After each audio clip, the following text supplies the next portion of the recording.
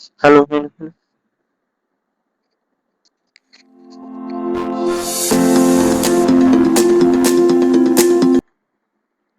Illustration 10 CMA intermediate students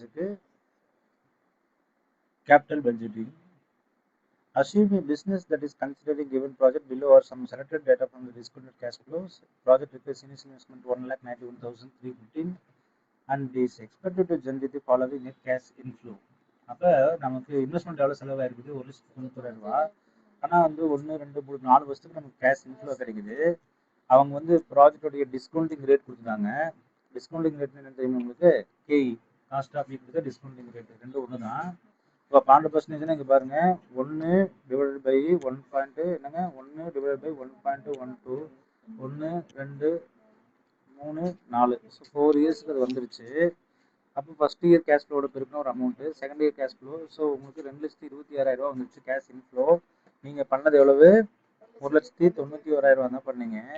so அப்போ உங்களுக்கு பாசிட்டிவான்னு கேட்டால் 2,26,900 சரி 295 minus 391 315. So you will get a positive. இந்த ப்ராஜெக்ட் அக்செப்ட் பண்ணலாமா வேணாமான்னு கேட்டால் அக்செப்ட் பண்ணலாம். புரிதுங்க இல்லையா? பேபேக் பீரியடுக்கும் டிஸ்கவுண்ட் பேபேக் பீரியடுக்கும் டிஸ்கவுண்ட் பேபேக் பீரியட் தான் கரெக்டாக வரும். பேபேக் பீரியட்னா வெரி சிம்பிளாக நம்ம 10 வருஷத்துக்கு எவ்வளோ வேணும்னு உடனே இப்படி சொல்லிடலாம். 50,000 வரும், 50,000 3 வருஷத்துக்கு வரும் அப்படின்னு சொல்லிட்டு 1,50,000 லட்ச ரூபா நீங்கள் போட்டது வந்து 1 லட்ச ரூபா அப்படின்னா 2 வருஷத்துலேயே வந்துடுதுன்னு சொல்கிறீங்க. ஆனால் அது சரியாக இருக்குமானே இருக்காது. அப்போ டிஸ்கவுண்டிங் போட்டு தான் அந்த டிஸ்கவுண்டோட ப்ரெசென்ட் வேல்யூ கிடைக்கும். அதை வச்சு நம்ம போகிறது தான் சரியாக இருக்குன்னு நினைக்கிறேன். ஸோ ஓகேங்களா?